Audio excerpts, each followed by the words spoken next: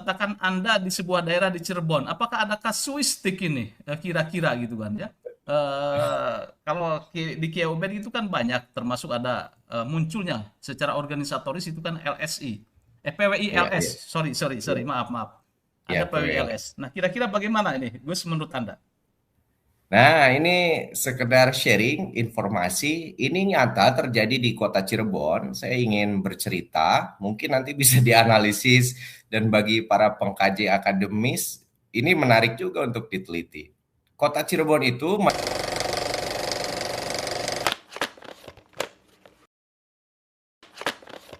Assalamualaikum warahmatullahi wabarakatuh.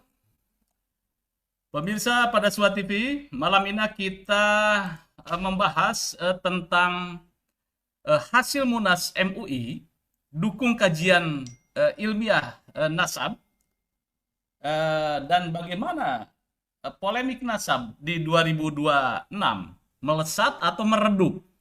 Ini menjadi sebuah kajian sosiologis bagi kita, bagaimana dampak pengaruh sosiokultural tentang polemik nasab yang sudah 4 tahun ini belum berujung. Nah, ini ada kabar yang menggembirakan.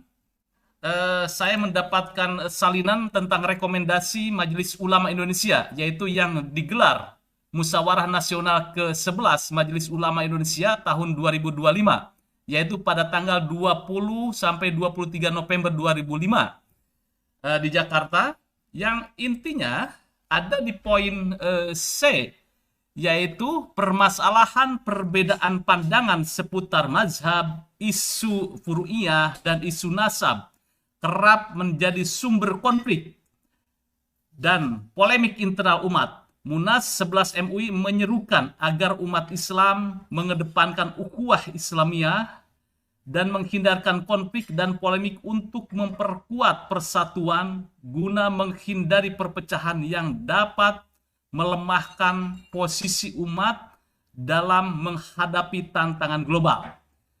Semua isu perbedaan yang ranahnya ilmiah dan akademik disikapi dengan cara ilmiah dan akademik, tidak dengan sentimen sara.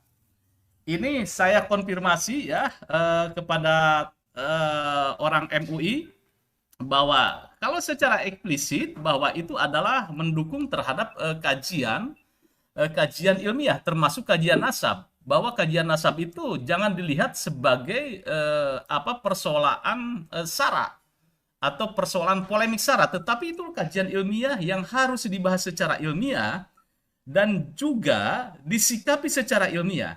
Kiai Imad 4 tahun ini sudah memberikan sebuah perspektif yang luar biasa dan berimbasnya terhadap masyarakat, terutama masyarakat NU.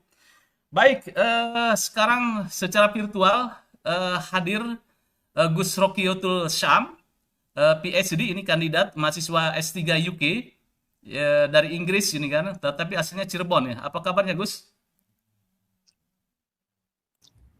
Ya, suara Alhamdulillahirabbil Anda. alamin. Terima kasih Pak sudah diundang. Salam silaturahim untuk Pak Yusuf Mars. Salam takzim Iya. untuk Pak Kiai Ubedillah Tamam, untuk Pak Dr. Ribut Nurhuda. Salam kenal, salam takzim dari saya. Betul, saya Ya, asli dari kemudian Cirebon.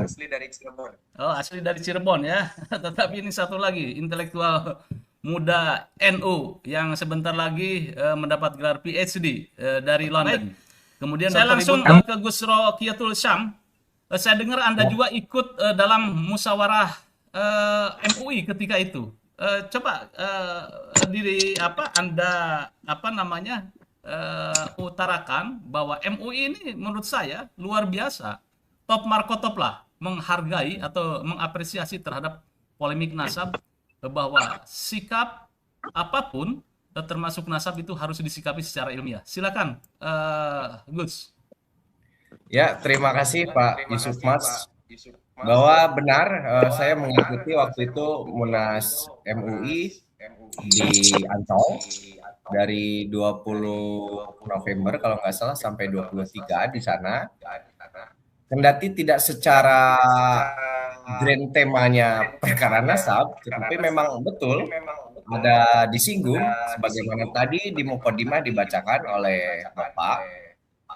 Namun demikian, memang muncul pertanyaan-pertanyaan di masyarakat, misalnya di tengah polemik nasab ini, MUI kemana katanya? Kok tidak berfatwa dan lain-lain. Sementara memang masyarakat memandang MUI ini secara konservatif merupakan lembaga fatwa yang memang sifatnya itu mungkin pasif, menunggu dulu ada polemik dan seterusnya baru mengeluarkan fatwa. Seolah-olah masyarakat juga menunggu akan fatwa MUI mengenai hal ini. Tetapi sekali lagi, bukan berarti Majelis Ulama Indonesia sama sekali acuh, cuek terhadap hal ini. Nyatanya seperti tadi dibacakan di Mukodimah, ada di situ disebutkan tentang bagaimana sebaiknya umat Islam menyikapi polemik ini, diantaranya tetap mengedepankan ukhuwah Islamiyah sembari silahkan melakukan perdebatan diskusi dalam ranah keilmuan secara ilmiah, baik itu keilmuan melalui pendekatan ilmu-ilmu eksakta maupun ilmu-ilmu sosial, bahkan ilmu-ilmu agama. Selagi dalam ranah itu, yang saya tahu para ulama kita di MUI itu welcome terhadap adanya diskursus ataupun polemik nasab ini. Tetapi disclaimer juga dari saya bahwa ini pengalaman pribadi, saya tidak mewakili lembaga MUI atau lembaga apapun ya. Hanya ini yang saya dapat pada saat mengikuti itu, kemudian hasil obrolan juga dengan beberapa kiai, beberapa ulama yang ada di MUI. Dan menariknya, di MUI juga kan ada beberapa habib sebetulnya yang aktif di MUI menjadi anggota komisi, bahkan mungkin menjadi masuk dewan pimpinan begitu. Begitu Pak Yusuf sebagai pembuka. Baik, artinya bahwa MUI pun ini menjadi sebuah perhatian dari MUI bahwa polemik nasab itu harus disikapi secara ilmiah. Nah, dan saya setuju bahwa mengapresiasi bahwa MUI ini selangkah lebih maju, bahwa persoalan nasab, polemik nasab itu harus dilihat secara akademik, secara ilmiah.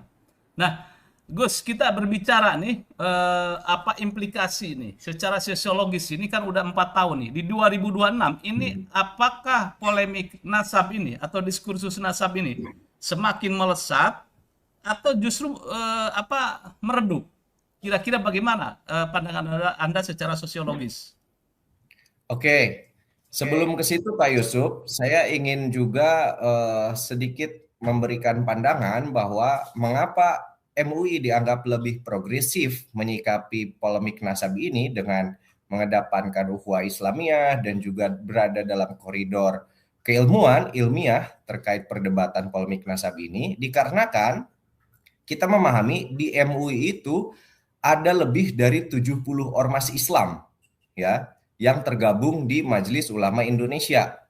Sementara polemik nasab ini memang berkutat di ranah diskursusnya ormas Islam terbesar di Indonesia, di NU. Nah, karena itulah, karena ada banyak nih selain NU juga ada ormas lain, dan bagi ormas lain kan nggak terlalu problematik masalah ini. Apalagi kan seperti Muhammadiyah, Al-Irsyad itu kan sejak sejarahnya dulu juga ya biasa aja lah sama Habaib sama klan Ba'alwi itu gitu kan. Makanya itu menurut saya di MUI lebih progresif dan terbuka untuk membicarakan ini. Kemudian berkaitan dengan pertanyaan tadi, kalau saya melihat apakah semakin katakanlah membesar polemik ini, diskursus ini atau malah meredup, justru menurut saya semakin membesar dan mengakar ya. Artinya masyarakat memang membicarakan ini di akar rumput. Jadi saya karena lagi di Indonesia beberapa bulan ini, saya bergaul dengan masyarakat, dengan santri, dengan orang tua lagi tahlilan, bahkan dengan tukang gorengan sekalipun gitu kan. Ya mereka membicarakan ini gitu kan. Mereka membicarakan ini. Hanya tinggal bagaimana hari ini misalnya peran masing-masing eksponen bangsa, misalnya seperti saya, ada para doktor di sini, Kiai Ubed, ada Doktor Ribut, memandang polemik nasab ini dari kacamata keilmuan masing-masing, aspek sosiologisnya, antropologisnya, atau bahkan keilmuan spiritualnya, karena polemik nasab ini juga kan berkelindan berkaitan dengan misalnya katakanlah ajaran tasawuf tertentu misalnya.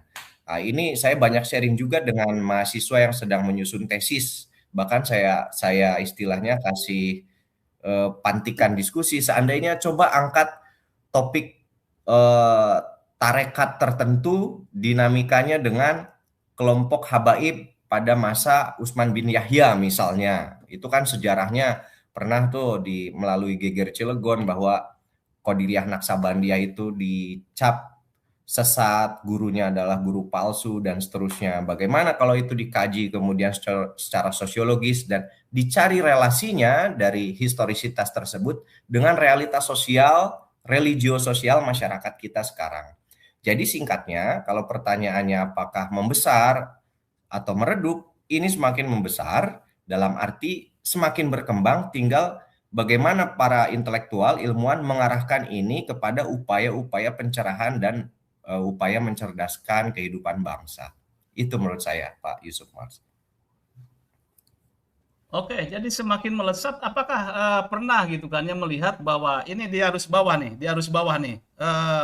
Saya belum melakukan riset ya, bagaimana implikasi dari polemik nasab ini terhadap apa kepercayaan otoritas seorang Habib katakan ya, yang sebelumnya ini diklaim sebagai zuriat Nabi, kemudian juga Ki Imad apa membuat sebuah kajian bahwa ternyata hasil kajian, hasil temuan Ki Imad bukan zuriat Nabi, termasuk implikasinya sampai sekarang.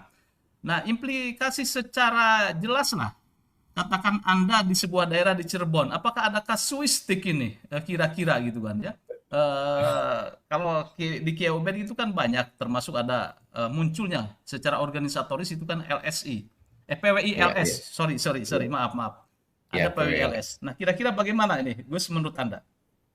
Nah, ini sekedar sharing informasi. Ini nyata terjadi di kota Cirebon. Saya ingin bercerita, mungkin nanti bisa dianalisis dan bagi para pengkaji akademis, ini menarik juga untuk diteliti.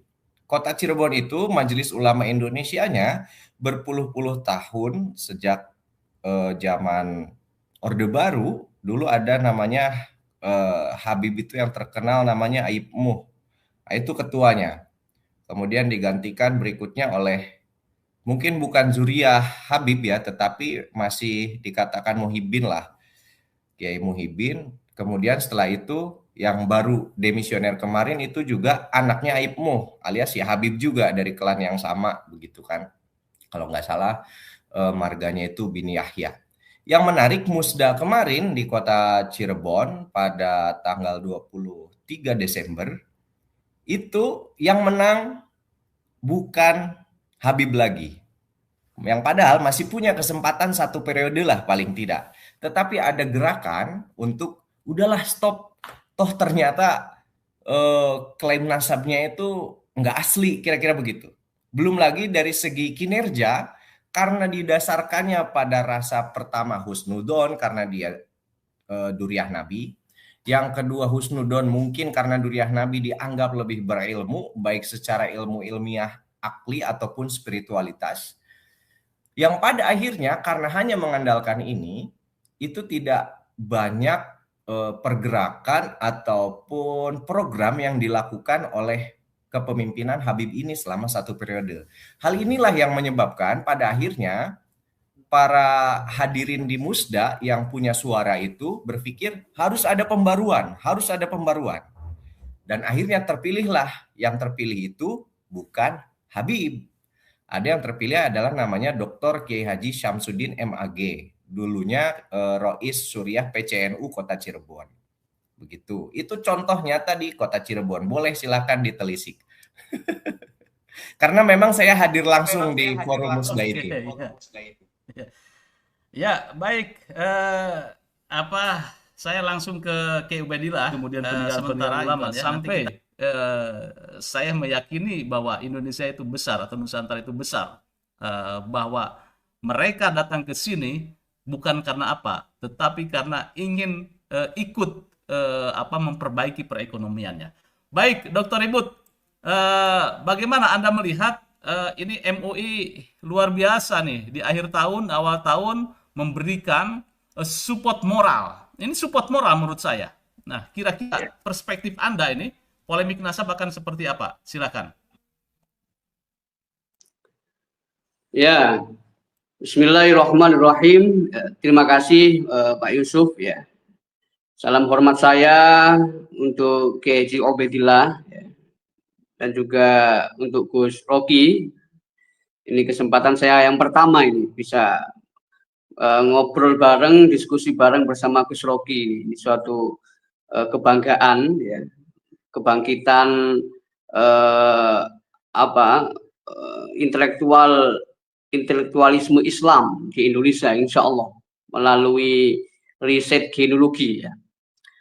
Jadi amin. Tadi MUI itu yang saya baca rekomendasinya itu menarik sekali. Seperti sudah memprediksi kedewasaan umat. Memprediksi kedewasaan umat yang bisa memilah antara kajian ilmiah dengan persoalan sara ya.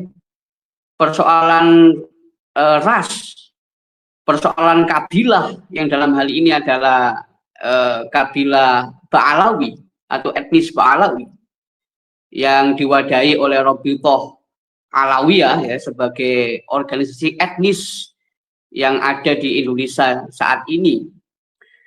Itu teropong masa depan bahwa jika saja kajian isu nasab ini semakin bergulir di ranah akademik, di ranah ilmiah, itu justru akan meningkatkan kedewasaan umat Islam, ya, tanpa harus melibatkan persoalan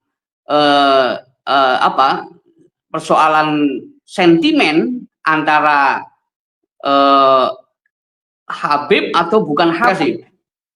Oke, luar biasa Dr. Ribut. Jadi saya menunggu, ya kita menunggu ini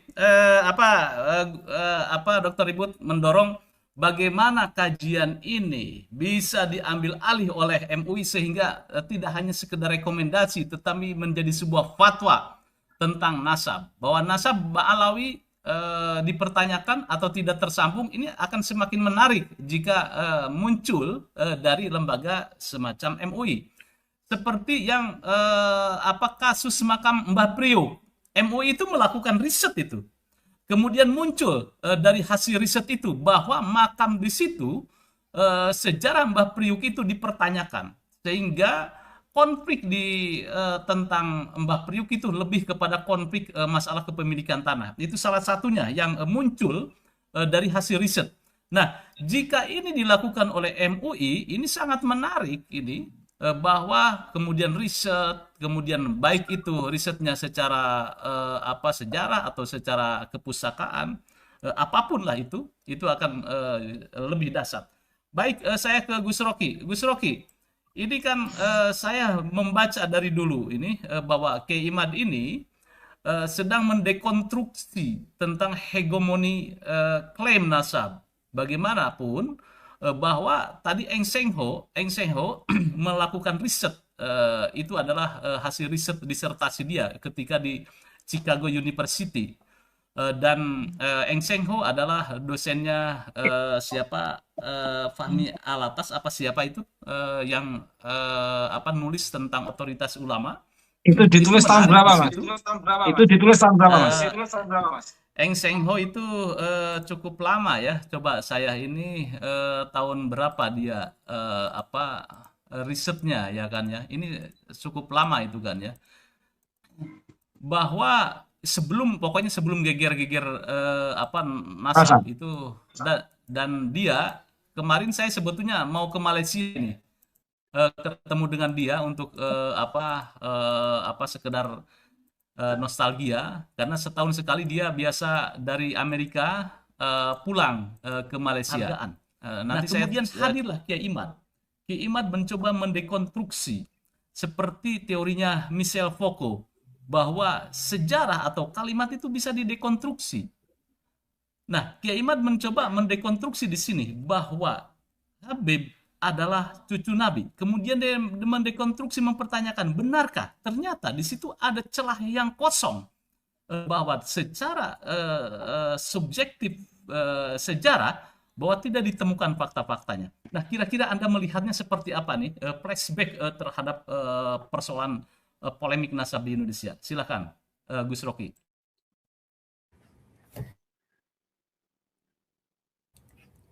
Terima kasih, menarik disinggung soal di akhir tadi Michel Foucault, di mana saya juga baru-baru ini sedang gandrung membaca bahkan mereview buku yang terkait dengan pemikiran Foucault soal relasi kuasa pengetahuan, soal arkeologi, genealogi yang dia ambil dari filsafatnya Nietzsche misalnya. Nah, saya melihat apa yang dilakukan Kiai Imad dapat dikatakan benar tadi bahwa itu ada semacam dekonstruksi atas apa yang sudah hari ini umum diyakini sudah menjadi status quo otoritas para habaib itu di Indonesia. Dan memang tidak bisa dilepaskan kajian historis mengenai datangnya mereka ke Indonesia itu mesti tidak akan lepas dari yang namanya motif ekonomi. Dan ini juga sebetulnya dibahas oleh Foucault. Kendati perbedaannya adalah Foucault mungkin menggunakan perspektif peradaban barat, kecuali dia pernah di akhir masa hidupnya itu pernah ngajar di Maroko kalau tidak salah, makanya mahasiswa Maroko agak akrab juga dengan pemikiran Foucault. Tetapi Foucault pun punya satu model antropologis di mana manusia itu juga terjadi perubahan dari homo juridicus menjadi homo economicus. So, bahwa ada motif ekonomi itu tidak salah, karena secara model antropologis Foucault itu pun dimungkinkan. Kemudian mengenai bagaimana otoritas kekuasaan yang dipunyai habaib ini, kalau kita menggunakan perspektif Foucauldian juga, Foucault kan memandang kekuasaan itu tidak hanya yang bersifat negatif, represif, seperti halnya kita memandang negara yang punya otoritas dan punya alat gebuk, militer, polisi, dan seterusnya. Kekuasaan itu bahkan hadir di ruang-ruang biasa, di pesantren, dan salah satunya yang dipraktekkan oleh habaib. Nah, ini yang dibilang oleh Foucault sebagai positive power, kekuasaan yang positif. Kenapa yang positif? Bukan positif dalam arti bagus ya, bukan. Ini netral. Dikatakan positif karena dia mampu memproduksi dan mereproduksi pengetahuan. Karena bagi Foucault, kekuasaan juga berarti pengetahuan. Ada relasi yang sangat erat di situ. Dan kita sangat memahami, menyaksikan otoritas habaib ini juga kan ditopang oleh produksi pengetahuan di kalangan mereka. Misalnya dengan ajaran-ajaran mereka lah yang kemudian mungkin bagi masyarakat awam dikatakan itu keramat-keramatnya, itu fadilah-fadilahnya, khususiyah. Tapi kan bagi mereka yang menggunakan akal sehat, menelisik secara teliti dalil-dalil yang qot'i, dalil-dalil yang ada di nas, Quran hadis, dalil-dalil yang muktabar, itu pengetahuan malah dekatnya ke khurafat. Bahkan sebagian orang seperti yang sudah menulis buku itu kan, Gus Jajuli itu kan mengatakan pengetahuan itu tuh jatuhnya khurafat lah gitu kan. Nah, inilah yang dibilang oleh Foucault, pengetahuan itu tadi direproduksi oleh otoritas, begitu kan. Dan kalau kita kaitkan ini dengan Majelis Ulama Indonesia, sebagaimana tadi sudah dipaparkan juga oleh Dr. Ribut, jangan salah loh, hari ini MUI itu isinya orang-orang progresif. Kalau makin mengenali lagi, terutama orang-orang yang di pusat, itu isinya orang-orang progresif yang garis aktivisme dan intelektualismenya itu mutasil ke Gus Dur almarhum, pahlawan nasional kita. Jadi perkecambahan aktivismenya itu saat ini justru ada di MUI. Tapi di sisi lain PBNU yang justru begitu Gus Dur berjuang kok malah lebih konservatif dan malah cenderung tertutup. Atau bahkan frankly speaking ketinggalan lah untuk urusan ini. Itu dari saya, Pak Yusuf. Ya, menarik bahwa membandingkan peran sentral MUI dengan PBNU sekarang. PBNU disibukkan dengan persoalan konflik. Saya kemarin sempat soan dan podcast dengan Bang Haji Roma Irama. Dia mengatakan begini, Tuan ya. Ini sambil bercanda ya. Ini gara-garanya PBNU alergi untuk membahas masalah polemik nasab Kiai Imad. Jadi begini konfliknya katanya. Iya. Ini kualat sama Kiai Imad ini. Tetapi ini sambil bercanda ya. Kembali lagi, jika MUI concern dan berharap, saya yakin berharap ini ke MUI karena sudah memberikan sebuah rekomendasi, akan ada tindak lanjut. Minimalnya nanti akan ada seminar yang digelar oleh MUI dari berbagai perspektif. Seminar yang di tempo hari itu yang baik di UIN, Wali Songo. Ini di Wali Songo gagal juga ini, Gus. Ini pelakunya yang menggagalkan Ki Ubedillah ini. Aduh. Tidak terjadi. Jadi sebelum seminar itu kan ya, itu muncul dulu di Pada Suka TV. Akhirnya ramenya di Pada Suka TV dulu nih. Di UIN-nya sepi. Nah, sehingga gagal. Nah, ini kita berharap bagaimana MUI memberikan peran seperti ini. Gus Rocky. Nah, Ya. kalau Anda melihat ini, tadi kita sudah berbicara bahwa ini ada hegemoni, kemudian Kiai Imad mendekonstruksi. Kemudian ketika sebuah hegemoni kemudian didekonstruksi, maka timbul polemik pro dan kontra. Dan kita rasakan itu terjadi. Teori ini benar. Saya asik ini mempelajari teori ini. Teori Gramsci, kemudian Jacques Derrida, kemudian munculnya adalah konflik pro dan kontra. Nah, siapa pemenangnya? Nah, kira-kira menurut Anda ini, Gus Rocky ini, di dalam pertarungan yang 4 tahun ini, siapa ini pemenangnya nih? Menurut saya, pemenangnya adalah akal sehat, Pak Yusuf. Jadi kalau tadi istilahnya bercandaan dengan Bang Haji itu kualat sama Kiai Imad, kalau saya boleh pakai gayanya Gus Ulil, itu kualat epistemologis namanya.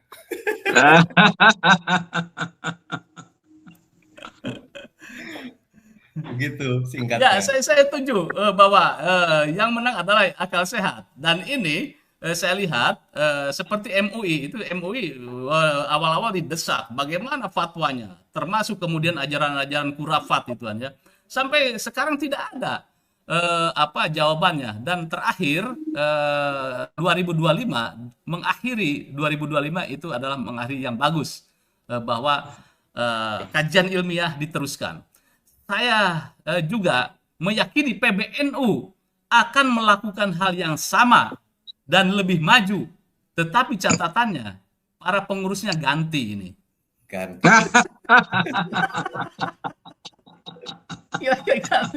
Ya, oke Gus, ada komentar? Nanti komentar lanjut ke Kiobed. Silakan Gus. Ya, mungkin kalau ini closing, saya mungkin ingin mengingatkan bahwa posisi atau peran MUI itu sebagai khadimul ummah wa shadiqul hukumah. Gitu kira-kira yang dibilang oleh Kiai Ma'ruf Amin, dan memang itu jadi tagline MUI bahkan sampai hari ini. Kemarin di Munas sempat mau ada diganti tambahan, tetapi akhirnya tidak. Karena memang tagline MUI yang paling tepat adalah ini. Khadimul ummah, a servant of the people, pelayan masyarakat, pelayan umat.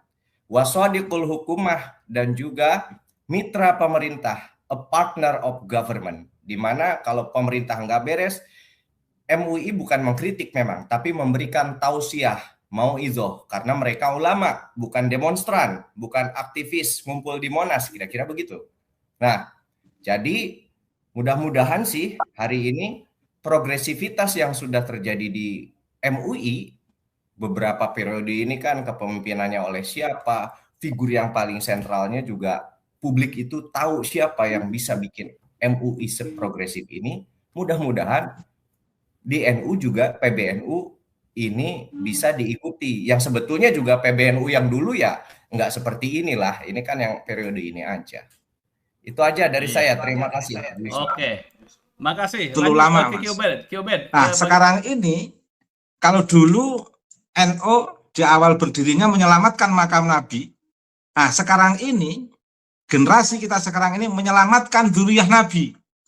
Biar tidak terdistorsi oleh pola-pola interpolasi yang mengarah pada glorifikasi.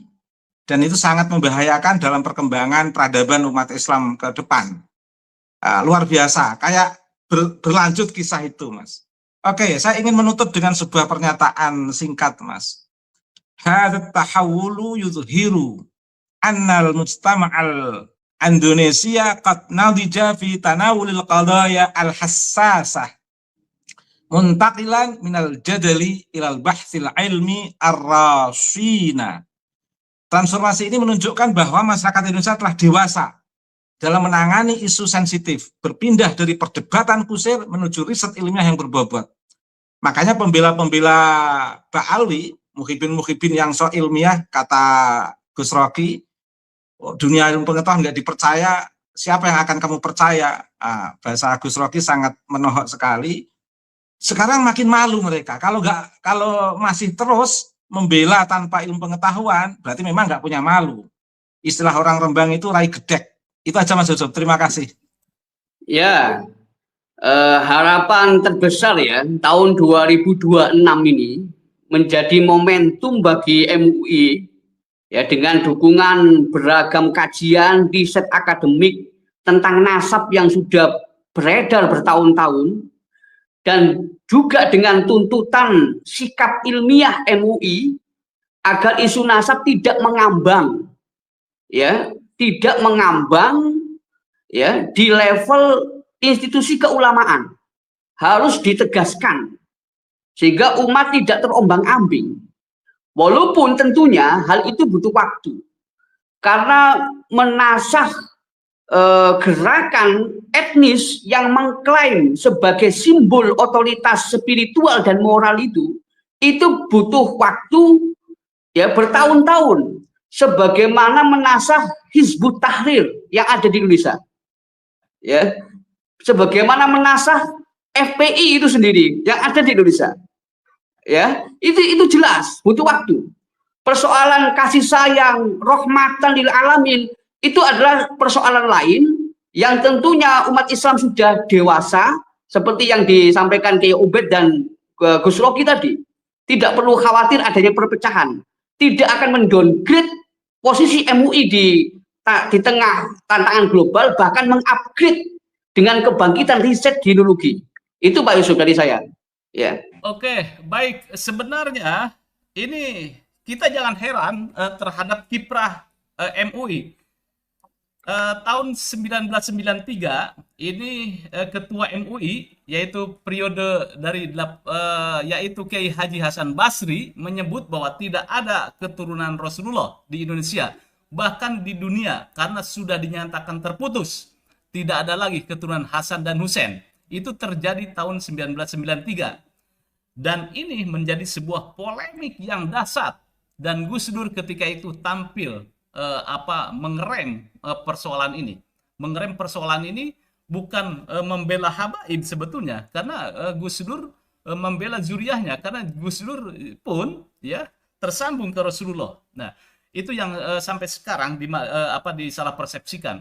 Tetapi ini 2025, kalau kita hitung 1983 ketua MUI mengatakan seperti itu, cuman tidak ada data riset yang mendukungnya, dan ketua MUI ketika itu sendirian.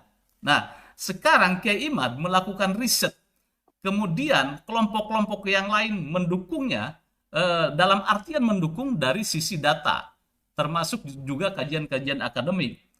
Dan semoga fatwa ini ditindaklanjuti dan menjadi fatwa yang menggelegar sehingga umat tidak lagi terombang-ambing. Tetapi kalaupun itu tidak dilakukan oleh MUI, saya meyakini bahwa tentang kiprah-kiprah Kiai Ubed, kemudian Gus Rocky, Dr. Ribut, termasuk Kiai Imad sebagai pokok dalam polemik nasab ini atau kajian nasab ini akan terus berkarya secara